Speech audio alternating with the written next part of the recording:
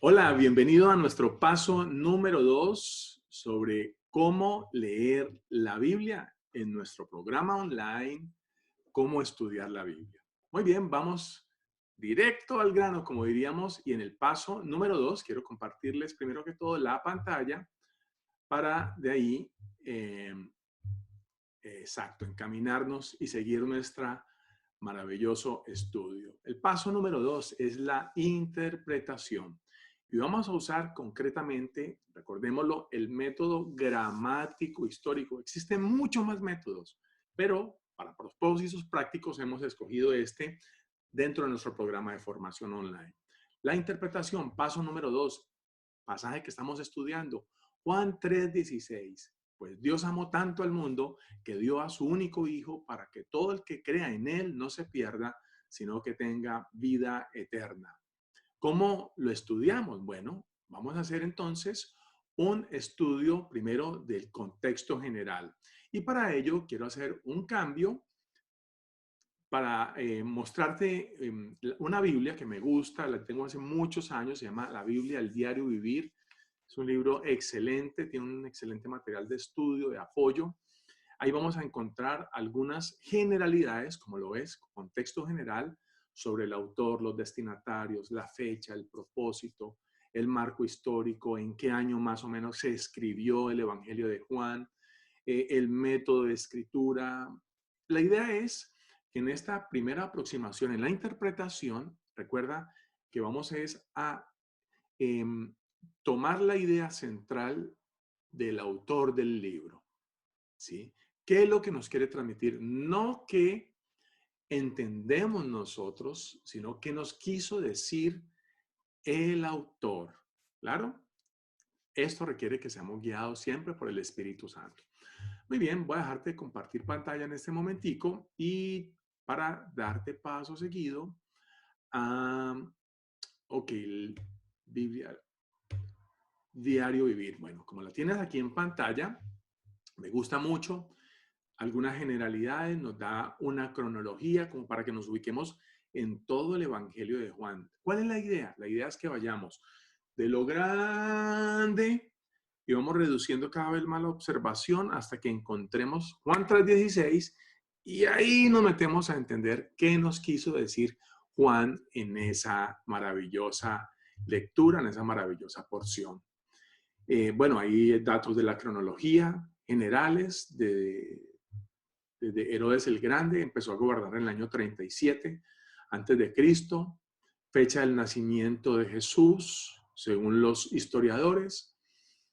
Bueno, diferentes, digamos, años se describen en este texto, especialmente hasta que Jesucristo asciende a los cielos.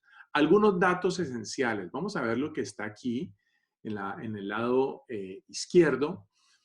Por ejemplo, el propósito del libro, el propósito del Evangelio de Juan, probar que Jesús es el Hijo de Dios y que todos los que crean en Él tendrán vida eterna. Ese es el propósito general del libro. ¿Va? Vamos bien. Yo sé que ya tienes en mente el pasaje. El autor es el apóstol Juan, hijo de Zebedeo, hermano de Jacobo y llamado también hijo del trueno, al igual que su hermano. Los destinatarios, ¿a quién fue escrito el Evangelio? A los nuevos creyentes y a aquellos que no estén creyendo, pero estén buscando algo de Dios, ¿vale? La fecha probable en la cual fue escrito este Evangelio de Juan fue en, escúchalo bien, año 85, del año 85 al año 90 después de Cristo. Imagínate, es decir, cerca de 47, 50 años después de muerto Jesucristo, se empezó a escribir este Evangelio. Importante dato. Marco histórico fue escrito después de la destrucción de Jerusalén. La destrucción de Jerusalén fue en el año 70 después de Cristo y antes del exilio de Juan en la isla de Patmos, donde él murió. Quizá es posible que él haya escrito ese libro desde la ciudad de Éfeso, hoy pertenece a Turquía. Personajes claves: Jesús, Juan el Bautista, los discípulos, María, Marta, Lázaro, los padres de Jesús, Pilato, María, Magdalena. Y hay otro personaje que todavía no lo hemos encontrado aquí en esos personajes claves que nos dicta la Biblia del diario vivir.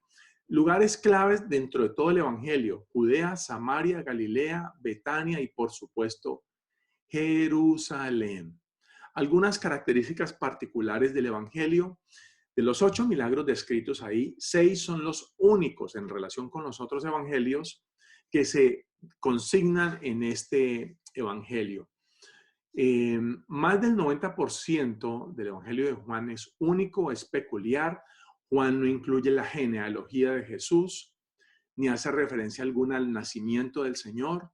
No habla de su niñez, ni de la tentación, ni la transfiguración, ni la elección de los discípulos, tampoco las parábolas, ni la ascensión, ni la ascensión, ni tampoco la gran comisión que nos cuenta Mateo 28, del 18 al 20. Con eso en mente, con esa idea general, entonces uno ya aquí ha dado respuesta. Vamos otra vez a nuestra presentación. ¿Quién es el autor? Ya lo sabes, Juan. Los destinatarios es universal y aquellos que, digamos, están buscando algo de Dios. La fecha, ya sabemos en qué fecha fue escrito. El propósito, el marco histórico, el año.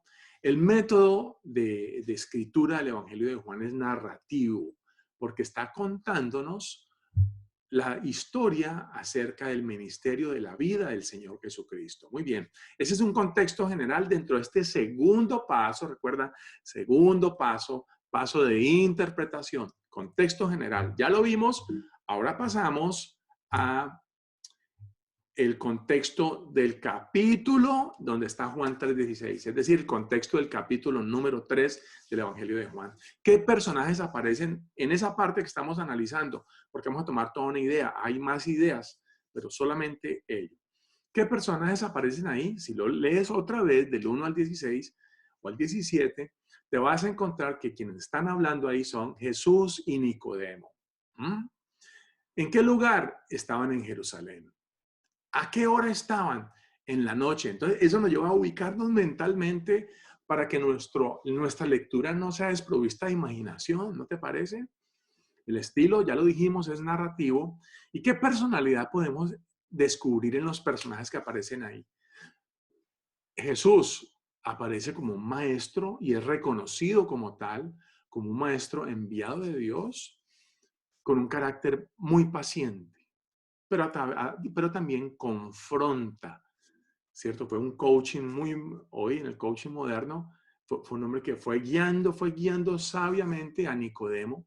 ¿Y quién era Nicodemo? Nicodemo era un maestro de la ley, era una autoridad importante dentro del mundo judío y digamos que sus características ahí en el pasaje era: uno, iba a buscar al Señor de noche; dos, después otro relato nos dicen por qué iba a buscarlo de noche, ya porque le daba miedo de lo que dijeran de él. Era un hombre que tenía conocimiento, pero le faltaba entendimiento. Importante eso, ¿verdad? Conocimiento, pero falto de entendimiento. Ahora vamos, en este segundo paso hemos visto el contexto general, ahora hemos visto el contexto del capítulo. Mira que hemos ido cerrando más y más y más y más y más la observación para concentrarnos en el verso, ¿vale? Y vamos a ver entonces nuestra interpretación literal. Entonces, he tomado, digamos, hay una idea general, pero hay dos ideas más claves ahí. Otra vez, Juan 3:16, porque Dios amó tanto al mundo que dio a su único Hijo para que todo aquel que crea en Él no se pierda, sino que tenga vida eterna. Para ir rápido y al grano, esta es la idea. Primera idea básica que nos da el autor. Y mira que concuerda con lo que nos habla en la Biblia de Estudio Diario Vivir. La única forma de tener vida eterna es creyendo en Jesucristo, en Jesús. Segunda idea, el amor de Dios, en ese mismo pasaje, el amor de Dios se expresa en dar o por medio del dar. Y tercera idea, un acto puntual como es un acto puntual en el pasado, mira que ahí dice en color naranja en el pasaje, porque Dios amó tanto al mundo que dio, está en tiempo pasado. Entonces, un acto puntual del pasado, dar al Hijo, sigue siendo efectivo en el presente, para que todo aquel que en Él crea, tiempo presente, ¿vale? Idea central, la única forma de tener vida eterna es creyendo en Jesús. Muy bien, vamos muy bien, vas muy bien, te felicito, te estás convirtiendo en un experto estudioso de la Biblia, eso me alegra muchísimo. Gracias por ver este segundo paso, como es la interpretación. Y ahora te invito a darle clic en el tercer paso, que es el paso de aplicación.